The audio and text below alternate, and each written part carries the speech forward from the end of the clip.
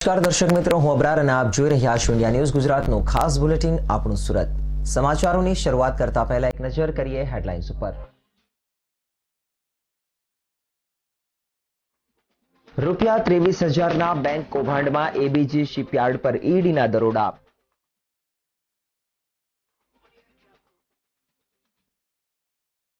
સુરત ગરમીની ભઠ્ઠીમાં શેકાયું, મહત્તમ તાપમાન 42 ડિગ્રી નોંધાયું।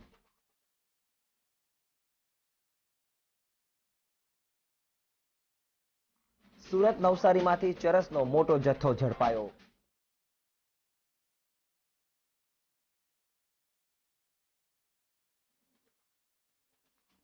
એસઓજી અને મહિધરપુરા પોલીસે ગાંજો ઝડપી પાડ્યો।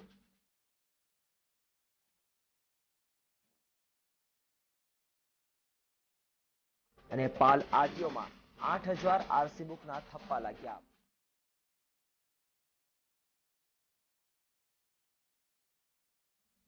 અને હવે સમાચારો જોઈએ વિગતવાર। સુરતના એબીજી શિપયાર્ડ દ્વારા 22,842 કરોડ રૂપિયાની લોન છેતરપિંડી કેસમાં ઈડીએ દરોડા પાડ્યા છે। એબીજી શિપયાર્ડના માલિકોના સુરત, મુંબઈ, પુના સહિત 26 સ્થળો પર દરોડા પાડવામાં આવ્યા હતા। ઈડીએ એબીજી શિપયાર્ડના પ્રમોટર ઋષિ કમલેશ અગ્રવાલના ઘરે અને ઓફિસે પણ સર્ચ કર્યું હતું। એબીજી શિપયાર્ડના ચેરમેન અને એમડી ઋષિ અગ્રવાલે અન્ય લોકો સાથે મળીને વર્ષ 2012 થી 2017 દરમિયાન 28 બેંક સાથે કુલ 22,842 કરોડ રૂપિયાની લોનનો ગોટાળો કર્યો હોવાનો આરોપ છે। ઈડી આ કેસમાં સંબંધિત દસ્તાવેજો શોધી તેની તપાસ કરી રહી છે। આ મામલે સીબીઆઈએ ફેબ્રુઆરીમાં કેસ દાખલ કર્યો હતો। બેંકના અધિકારીઓએ ફરિયાદ નોંધાવી હતી, જેના આધારે ઈડીએ મની લોન્ડરિંગ એક્ટ હેઠળ કેસ દાખલ કર્યો। સીબીઆઈની એફઆઈઆર મુજબ એબીજી શિપયાર્ડે લોન લઈને 28 બેંક સાથે છેતરપિંડી કરી છે। એજન્સીએ ફેબ્રુઆરીમાં 22,000 કરોડના બેંક કૌભાંડનો કેસ નોંધ્યો છે, જે બાદ હવે ઈડીએ કાર્યવાહી કરીને મની લોન્ડરિંગ એક્ટ હેઠળ કેસને પોતાના કબજામાં લીધો છે અને તપાસ કરી રહી છે। સીબીઆઈ અધિકારીના જણાવ્યા અનુસાર એસબીઆઈના અધિકારીઓની ફરિયાદના આધારે આ કેસને નોંધવામાં આવ્યો છે।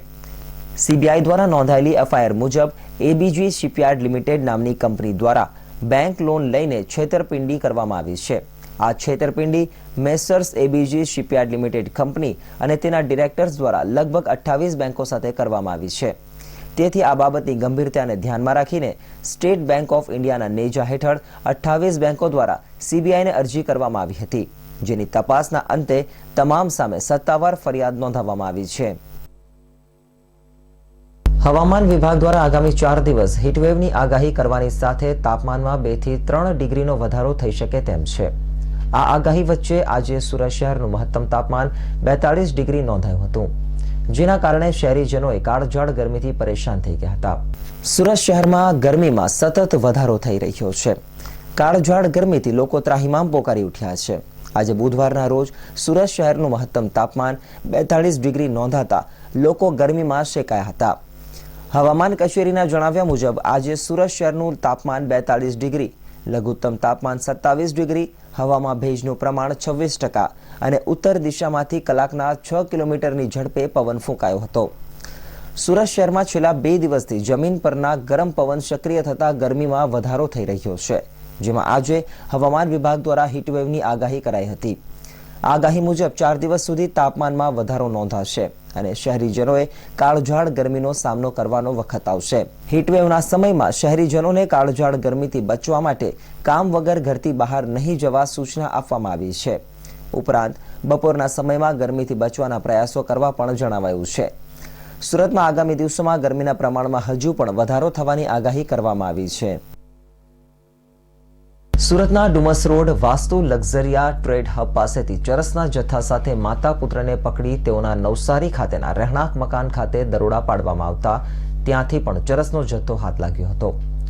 સુરત તથા નવસારી બંને જગ્યાએથી રૂપિયા 2,70,000ની મત્તાના ચરસ સાથે એક જ પરિવારના 4 સભ્યોને પકડી પાડી વધુ કાર્યવાહી હાથ ધરવામાં આવી છે। સુરત શહેર Dumas road Vastu Luxuria trade hub પાસેથી ચરસના જથ્થા સાથે માતા પુત્રને પકડી તેઓને નવસારી ખાતેના રહેણાંક મકાન ખાતે દરોડા પાડવામાં આવ્યા હતા। સુરત તથા નવસારી બંને જગ્યાએથી રૂપિયા 2,70,000ની કિંમતનો 1 કિલો 800 ગ્રામ ચરસ સાથે એક જ પરિવારના 4 સભ્યોને ઝડપી પાડવામાં આવ્યા છે। શહેરના Dumas road Luxuria trade hub પાસે જાહેર રોડ પરથી બાતમીના આધારે ઉત્સવ રમેશભાઈ સાંગાણી, શાંતાબેન ઉર્ફે શીતલ રમેશભાઈ કાલુભાઈ સાંગાણી તેમની પાસેથી ચરસનો જથ્થો વજન 235 ગ્રામ, કિંમત ₹35,343ની મત્તાનો તેમજ સુઝુકી મોપેડ એક્સેસ મોપેડ કિંમત ₹50,000, મોબાઈલ ફોન તથા રોકડા રૂપિયા સહિત કુલ ₹1,13,343નો મુદ્દામાલ જપ્ત કરવામાં આવ્યો હતો. ક્રાઇમ બ્રાન્ચ દ્વારા આરોપીઓની પૂછપરછ કરતા ચરસનો જથ્થો હિમાચલ પ્રદેશથી લાવેલ હોવાનું જણાવ્યું હતું. નવસારી ખાતે રહેતા તેમના પરિવારના 4 સભ્યો પણ આ કારોબારમાં હોવાનું ધ્યાન પર આવ્યું હતું, જેથી પોલીસે નવસારી જલાલપોર ખાતે દરોડા પાડી અને રમેશ કાળુ સાંગાણી તેમજ દર્શન રમેશ સાંગાણીને પણ ઝડપી લીધા હતા. તેમના ઘરમાંથી પોલીસને ₹2,34,900ની કિંમતનો 1,560 ગ્રામ ચરસનો જથ્થો હાથ લાગ્યો હતો. મહિલા આરોપી શાંતાબેન કે જે શીતલ આંટીના નામથી સુરત શહેરના પોસ્ટ વિસ્તારમાં પ્રખ્યાત હોય અને નવસારી ખાતે રહી પોતાના મળતિયાઓ મારફતે હિમાચલ પ્રદેશ ખાતેથી ચરસનો જથ્થો મંગાવી પોતાના નવસારી ખાતેના રહેણાંકમાં રાખી છૂટક રીતે સુરત શહેરના હાર્દ સમાન પોસ્ટ વિસ્તારમાં ચરસનો જથ્થો વેચાણ કરી સુરત શહેરના યુવાધનમાં ચરસ, અફીણ જેવા નશીલા ઝેરી પદાર્થના રવાડે ચડાવી યુવાધનને બરબાદ કરવાનો વેપલો ચલાવતા હતા. હાલ પોલીસે સાંગાણી પરિવારના આ 4 સભ્યોને NDPC એક્ટ હેઠળ ઝડપી લઈ તેમના રિમાન્ડ લેવાની તજવીજ હાથ ધરી છે.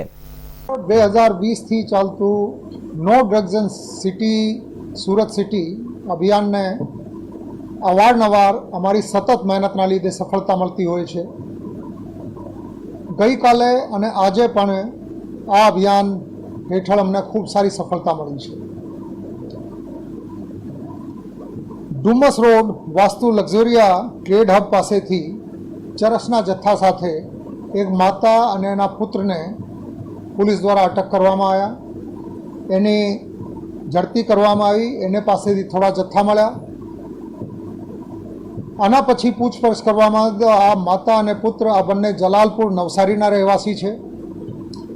અમારી ટીમને ત્યાં મોકલી અને ત્યાંની લોકલ ક્રાઇમ બ્રાન્ચને સાથે રાખીને ઝડપી કરતા કુલ આ માતા અને પુત્ર પાસેથી 1801 ગ્રામ ચરસ, જેની કિંમત 2,70,000થી વધારે થાય છે, તો જેમ મેં વાત કરી 1801.6 ગ્રામ ટોટલ ચરસ એમના પાસેથી કબજે કરવામાં આવી છે.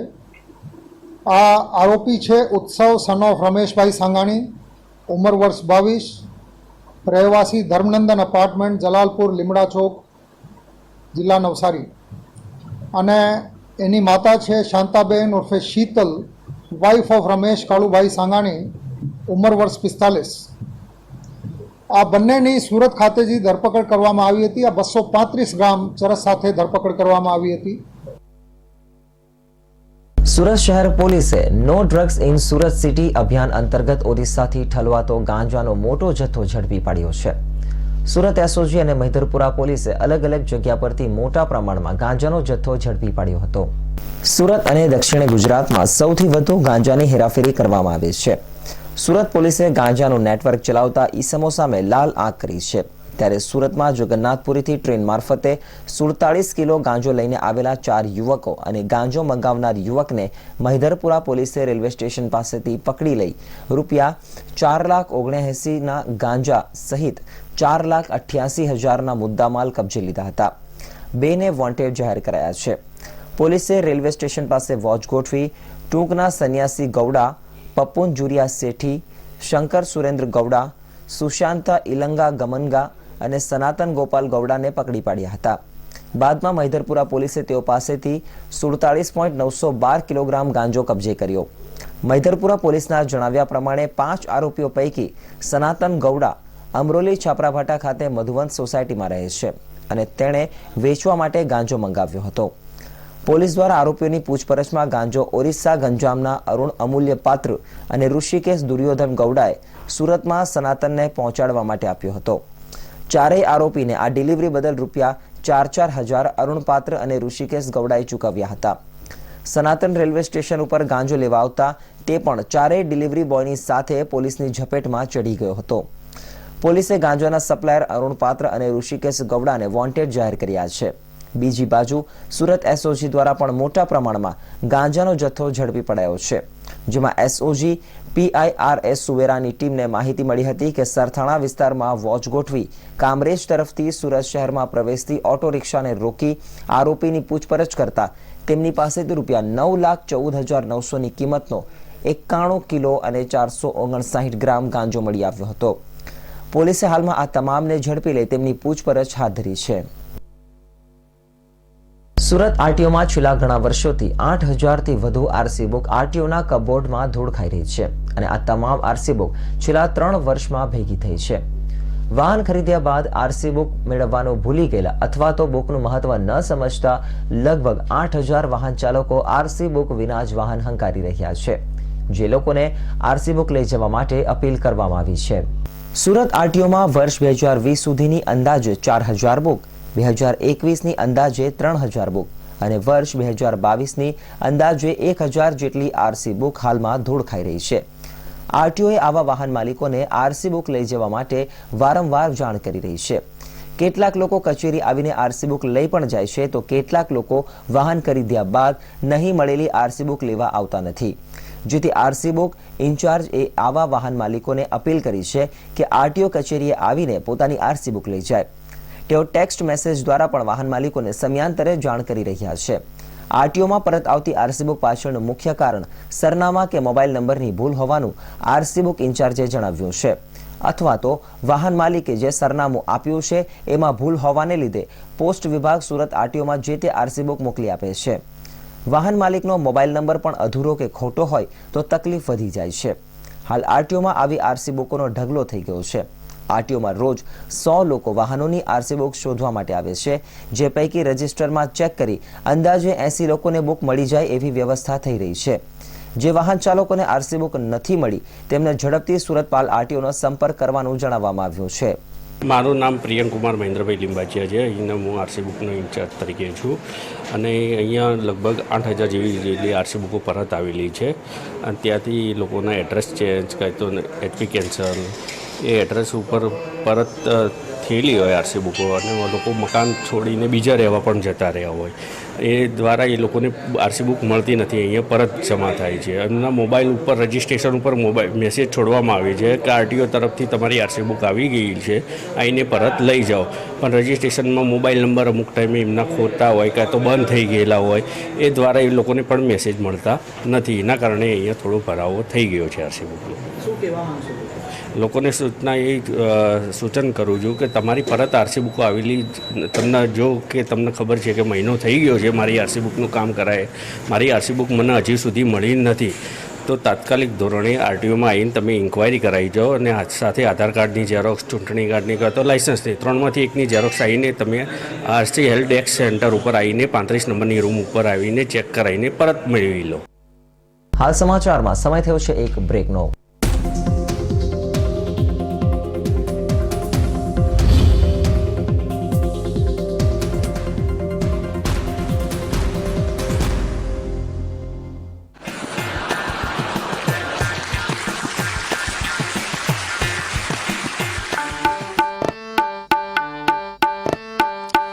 આવ્યો પેલો આવ્યો આ લાગ્યો પેલો લાગ્યો આ આવ્યો પેલો આવ્યો થૈયા થૈયા તા થઈ તા તા થૈયા થૈયા તા થઈ તા તા થૈયા થૈયા તા થઈ. રંગલા, ઓ રંગલા, બોલ ને રંગલી રે રંગલી. આ સાહેબ એમ કે છે કે ભારતને કોંગ્રેસ મુક્ત કરીને જ જંપીશ. હા, પણ કોંગ્રેસ મુક્ત ભારત કરવા જતા કોંગ્રેસ યુક્ત ભાપ થઈ ગયું એનું શું? અરરર, ઈ કેવી રીતે? તો કે રંગલા, જો આ આવળિયા આવ્યા, બાવળિયા આવ્યા, બાપુડિયા આવ્યા, બધા કોંગ્રેસમાંથી જ ભાપમાં આવ્યા ને. ઈ વાત સાચી હો. તઈ શું હવે કોંગ્રેસ યુક્ત ભાપ, બીજું શું?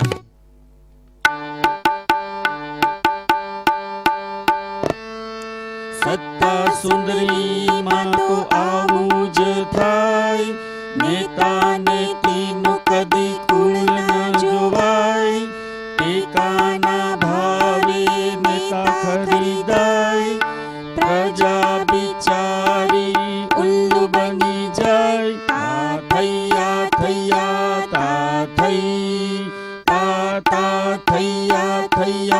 તા થઈ તા થૈયા તા થઈ.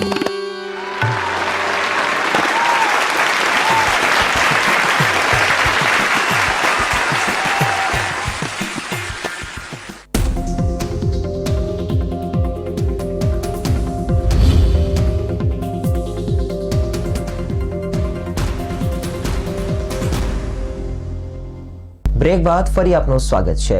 સુરતના રાંદેર રોડ જહાંગીરપુરા ખાતે સુભાષ ગાર્ડન સામે આવેલા હળપતિવાસમાંથી ઝૂંપડપટ્ટીનું ડિમોલેશન કરી જગ્યા ખાલી કરાવવામાં આવી હતી. પાલિકાના સ્ટાફ દ્વારા આ તોડફોડ હાથ ધરાય તેના પહેલા સમગ્ર વિસ્તારમાં ચુસ્ત બંદોબસ્ત ગોઠવવામાં આવ્યો હતો. સુરત શહેરના Rander main road Subhash garden સામે તાપી નદીના કિનારા નજીક હળપતિવાસમાં રહેતા લોકોને ઝૂંપડા ખાલી કરવા નોટિસ આપવામાં આવી હતી. નોટિસનો અમલ ન થતા આજે રાંદેર ઝોન સહિત મહાનગરપાલિકાનો કાફલો ચુસ્ત પોલીસ બંદોબસ્ત વચ્ચે જહાંગીરપુરા હળપતિવાસ ખાતે પહોંચ્યા હતા. તેમજ સ્થાનિક લોકોનો વિરોધ હોવા છતાં પણ રસ્તા પર આવતા ઝૂંપડાઓ હટાવીને ડિમોલેશનની કાર્યવાહી હાથ ધરવામાં આવી હતી. આ તોડફોડને કારણે વિશાળ જગ્યા ખુલ્લી થઈ છે. તેમજ હળપતિવાસમાં રહેતા લોકોને વૈકલ્પિક વ્યવસ્થા કરી આપવા માટેની પણ સંપૂર્ણ તૈયારીઓ કરવામાં આવી છે. આજના ડિમોલેશનને પગલે સ્થાનિક લોકોએ વિરોધ કર્યો હતો, પરંતુ પોલીસના જાપ્તાને કારણે સમગ્ર ડિમોલેશનની કાર્યવાહી શાંતિપૂર્ણ રીતે સંપન્ન થઈ હતી. પાલિકાએ આ વિસ્તારમાં મોટી માત્રામાં ઝૂંપડા હટાવીને જગ્યા ખાલી કરાવી છે. સુરતમાં મિલકતના માલિક ન હોવાનું જાણવા છતાં વેચેલી મિલકતના માલિકની જાણ બહાર બોગસ દસ્તાવેજોના આધારે કોર્ટમાંથી પરપ્રાંતીય આરોપીઓને એકથી વધુ કેસોમાં છોડાવવાના ગુનામાં આરોપીને સેકન્ડ જ્યુડિશિયલ મેજિસ્ટ્રેટ હિમાંશુ ચૌધરીએ ન્યાયિક પ્રક્રિયામાં બોગસ પુરાવા રજૂ કરાવવાના ગુનામાં 2 વર્ષની સખત કેદ તેમજ ₹10,000 દંડ તથા ન ભરે તો વધુ 3 માસની કેદની સજા ફટકારી હતી.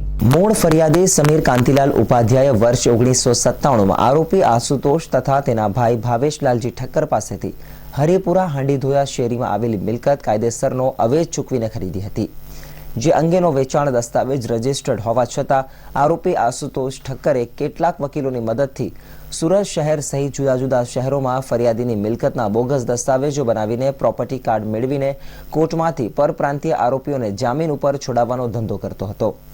જેથી આરોપીઓ બોગસ દસ્તાવેજોના ગંભીર ગુનાના આરોપીઓને જામીન પર છોડાવવા ખોટી એફિડેવિટ તેમજ એકરાર કરીને બોગસ દસ્તાવેજોના ખરા તરીકે ઉપયોગ કરીને કોર્ટને ગેરમાર્ગે દોરતો હતો. જે અંગે ફરિયાદીએ અગાઉ સિવિલ કોર્ટમાં કરેલી ઇન્ક્વાયરી અરજીને લઈને કોર્ટે ડિસેમ્બર 2015માં આરોપી આશુતોષ ઠક્કર વિરુદ્ધ ઈપીકો 193 હેઠળ ફરિયાદ દાખલ કરવા સુરત સીજીએમ કોર્ટને ક્રિમિનલ પ્રોસિજર કોડની કલમ 195 તથા 340 મુજબ અધિકૃત કરી 15 દિવસમાં ફરિયાદ દાખલ કરવા નિર્દેશ આપ્યો હતો. જેથી ડિસેમ્બર 2016માં ચીફ કોર્ટના રજિસ્ટ્રારે આરોપી વિરુદ્ધ ચીફ કોર્ટમાં આરોપી વિરુદ્ધની ફરિયાદ નોંધાવી હતી. આ કેસની અંતિમ સુનાવણી એપીવી પરવેઝ ખાન પઠાણ તથા વિથ પ્રોસિક્યુશન યોગેશ રાણાની રજૂઆતો બાદ કોર્ટે દોષી ઠેરવી 2 વર્ષની કેદ અને દંડની સજા ફટકારી હતી. સુરત શહેર જિલ્લામાં કોરોનાની ત્રીજી લહેર કાબૂમાં આવી ગઈ હોય તેવું લાગી રહ્યું છે.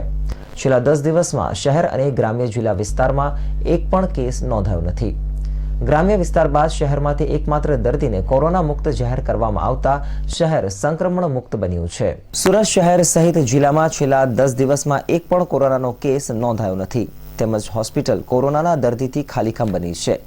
રાહતની વાત એ પણ છે કે છેલ્લા 48 કલાકથી એક પણ દર્દીનું મોત થયું નથી, જ્યારે એક્ટિવ કેસ 0 થઈ ગયા છે. સુરત શહેર જિલ્લામાં અત્યાર સુધીમાં કુલ 2,05,013 લોકો કોરોનાની ઝપેટમાં આવી ચૂક્યા છે. કુલ 2,240 લોકોના મૃત્યુ થયા છે, જ્યારે 2 લાખથી વધુ લોકો કોરોનાને માત આપી ચૂક્યા છે. હાલ શહેર જિલ્લામાં એક એક્ટિવ કેસ છે. ડિસ્ચાર્જનો આંકડો 2 લાખને પાર છે. કોરોનાના કેસ ઘટવાની સાથે સાથે કોરોના મુક્ત થતા દર્દીઓની સંખ્યામાં પણ વધારો થઈ રહ્યો છે. ત્રણેય લહેરમાં કોરોનાગ્રસ્ત થયેલા લોકોમાંથી 2,02,773 લોકોએ કોરોનાને હરાવીને સ્વસ્થ થયા છે, જેમાંથી જિલ્લાના 42,261 લોકોનો સમાવેશ થાય છે. હાલમાં કોવિડ પોઝિટિવિટી રેટ માત્ર 0.00% જ છે. જાન્યુઆરીમાં કોરોનાના કેસ પીક પર હતા ત્યારે પોઝિટિવિટી રેટ 15% પહોંચી ગયો હતો. છેલ્લા દિવસોમાં પોઝિટિવિટી રેટ ઘટીને 0.00% થઈ ગયો છે. ત્રીજી લહેરમાં કોરોના પીક પર હતો ત્યારે રોજ 3,000થી વધુ કેસો સામે આવી રહ્યા હતા. સ્વચ્છતા સર્વેક્ષણ 2022 માટે સિટીઝન ફીડબેકનો પ્રારંભ ગત 1 માર્ચથી થઈ ગયો છે અને 30 એપ્રિલ સુધી નાગરિકો અલગ અલગ 5 પ્લેટફોર્મ થકી શહેરની સ્વચ્છતા બાબતે ફીડબેક આપી શકે છે. જો કે આ વખતે સિટીઝન ફીડબેકની મર્યાદા પૂર્ણ થવામાં માત્ર 3 દિવસ જ બાકી છે અને શહેરીજનોનો પ્રતિસાદ ઓછો દેખાતા મેયરે લોકોને ફીડબેક આપવા અપીલ કરી છે. સ્વચ્છતા સર્વેક્ષણ અંતર્ગત ગત વર્ષે સિટીઝન ફીડબેકમાં મનપાને 3 પ્લેટફોર્મ થકી કુલ 4,79,266 નાગરિકોના ફીડબેક મળ્યા હતા, જ્યારે આ વખતે સિટીઝન ફીડબેકની મર્યાદા પૂર્ણ થવામાં માત્ર 3 દિવસ બાકી છે ત્યારે ફક્ત 50,000 શહેરીજનોએ ફીડબેક આપ્યા છે. સુરતને સ્વચ્છતા સર્વેક્ષણમાં નંબર 1 બનાવવા માટે તંત્ર કટિબદ્ધ છે, ત્યારે શહેરીજનોની આવી ઉદાસીનતા વહીવટી તંત્ર માટે ચિંતાનો વિષય બની ગયો છે, જેથી મનપા તંત્ર દ્વારા એડી ચોટીનું જોર લગાવીને મહત્તમ નાગરિકો દ્વારા સ્વચ્છતા સર્વેક્ષણ 2022 માટે નક્કી કરાયેલા 5 પૈકી 1 પ્લેટફોર્મ પર શહેરની સ્વચ્છતા પૂછાનાર સવાલોના જવાબ તે માટે વ્યવસ્થા ગોઠવવામાં આવી રહી છે. સ્વચ્છતા સર્વેક્ષણમાં 2-3 વર્ષથી પ્રથમ ક્રમ મેળવનાર ઇન્દોરમાં 1,81,000 નાગરિકોએ ફીડબેક આપ્યા છે, જ્યારે સુરતનો દેખાવ સિટીઝન ફીડબેકમાં હાલ કંગાળ છે. સ્માર્ટ સિટી સમિટમાં વ્યસ્ત વહીવટી તંત્ર દ્વારા ગત વર્ષની જેમ સિટીઝન ફીડબેક માટે શરૂઆતથી મોટા પાયે ઝુંબેશ હાથ ધરી નથી. તેને કારણે પણ નાગરિકો જાગૃત થયા ન હોવાનું કારણ પણ છે, જેથી હાલ સુરતના પ્રથમ નાગરિક મેયર હેમાલીબેન બોઘાવાલાએ લોકોને ફીડબેક આપવા અને શહેરને પ્રથમ ક્રમનું સ્વચ્છ શહેર બનાવવા નાગરિકોને આગળ આવવા અપીલ કરી છે. આમ કોર્પોરેશન દ્વારા ફરીવાર લોકોને સિટીઝન ફીડબેકમાં ભાગ લઈને સ્વચ્છતા માટે સુરતને સારો ક્રમાંક મળે તે માટેની દિશામાં પ્રયત્નો હાથ ધરવામાં આવ્યા છે. નોંધનીય છે કે સ્માર્ટ સિટી સમિટમાં પણ સ્વચ્છતાની બાબતે સુરત કરતા અન્ય શહેરો બાજી મારી ગયા હતા, જેમાં ઇન્દોર પહેલા ક્રમ પર હતું. નમસ્કાર. આદરણીય દેશના વડાપ્રધાન શ્રી નરેન્દ્રભાઈ મોદીજીનું સ્વપ્ન સ્વચ્છ ભારત અભિયાન હેઠળ ચાલો આપણે પણ સુરત શહેરને સ્વચ્છતામાં પ્રથમ ક્રમાંક અપાવીએ. આજે તમારી હાથી આપણું સુરત બનશે નંબર 1. 5 અલગ અલગ એપ્લિકેશનના માધ્યમથી આપ આપના ફીડબેક આપી શકો છો. પહેલું એક સ્વચ્છતા એપ્લિકેશન છે, ત્યારબાદ SS 2002 પોર્ટલના માધ્યમથી, 1969 હેલ્પલાઇનના માધ્યમથી, SS 22 એપ્લિકેશનના માધ્યમથી અને માય ગવર્મેન્ટના વેબસાઇટના માધ્યમથી આપ આપની ફીડબેક આપી શકો છો અને 30 એપ્રિલ સુધી આપ આપના ફીડબેકો આપીને સુરત શહેરને સ્વચ્છતામાં નંબર 1 ક્રમાંક આપવામાં સહયોગી થશો એવી આપ સર્વ સુરતીઓ પાસે આશા રાખું છું. ખૂબ ખૂબ આભાર. ધન્યવાદ. કાપડ માર્કેટમાં હાલ ફૂલ તેજીનો માહોલ છે, ત્યારે પરપ્રાંતીય મજૂરો લગ્નસરામાં અને ઉનાળાના વેકેશનમાં વતન જતા રહ્યા છે. લગ્નસરાની સિઝન હોવાથી વેપારીઓ પાસે સાડી અને ડ્રેસના મોટા પ્રમાણમાં ઓર્ડરને સમયસર કેવી રીતે પૂરો કરવો તેની ચિંતા વેપારીઓને થઈ રહી છે. લગ્નસરાની સિઝન અને સ્કૂલોમાં વેકેશન હોવાથી અન્ય રાજ્યોના મોટાભાગના કામદારો પોતાના વતન ઉપડી જતા કટિંગ, પેકિંગ, લોડિંગ, અનલોડિંગ સહિતના કામોમાં વિલંબ થતા ઓર્ડર પૂરો કરવામાં ટેક્સટાઇલ માર્કેટના વેપારીઓને ભારે મુશ્કેલી પડી રહી છે. કાપડ માર્કેટમાં 3 લાખથી વધુ કામદારો પાર્સલ, લોડિંગ તેમજ અનલોડિંગ અને કટિંગનું કામ કરે છે.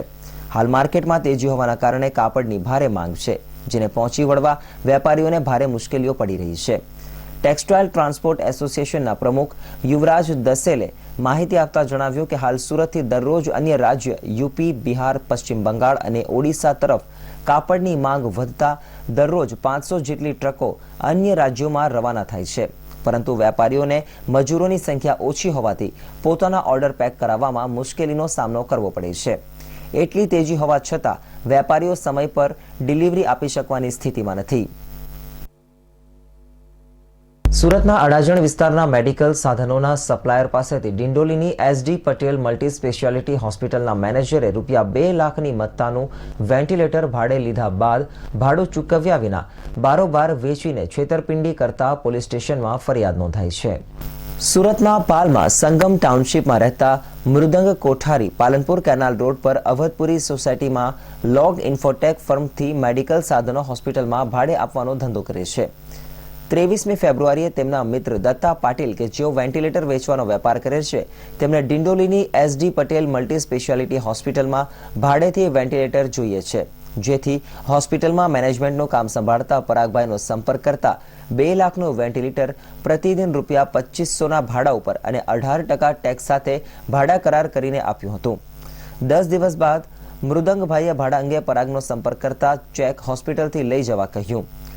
લોંગ ઇન્ફોટેકના એન્જિનિયર ધનંજય પંચાલને બિલ મુજબનું પેમેન્ટ મળ્યું ન હતું, જેથી ફોન કરતા પરાગે ફોન ઉપાડ્યો ન હતો. તપાસ કરતા જાણવા મળ્યું કે પરાગે હોસ્પિટલ છોડી દીધી હતી. બાદમાં પરાગને ફોન કરી મશીન પરત કરવાનું જણાવ્યું હતું, પરંતુ આ પહેલા ધનંજય પંચાલને આ મશીન ડિંડોલીની હોસ્પિટલમાં દેખાયું, જ્યાંથી ખબર પડી કે તેમને પરાગે વેચ્યું છે. મૃદંગ કોઠારીએ પરાગ વિરુદ્ધ વિશ્વાસઘાત અને છેતરપિંડીની ફરિયાદ નોંધાવી હતી, જે ફરિયાદના આધારે પોલીસે પરાગની અટકાયત કરી તેને જેલ ભેગો કર્યો હતો. તો હાલ સમાચારમાં બસ આટલું જ. અન્ય નવા સમાચારો સાથે ફરી મળીશું. ત્યાં સુધી જોતા રહો ઇન્ડિયા ન્યૂઝ ગુજરાત.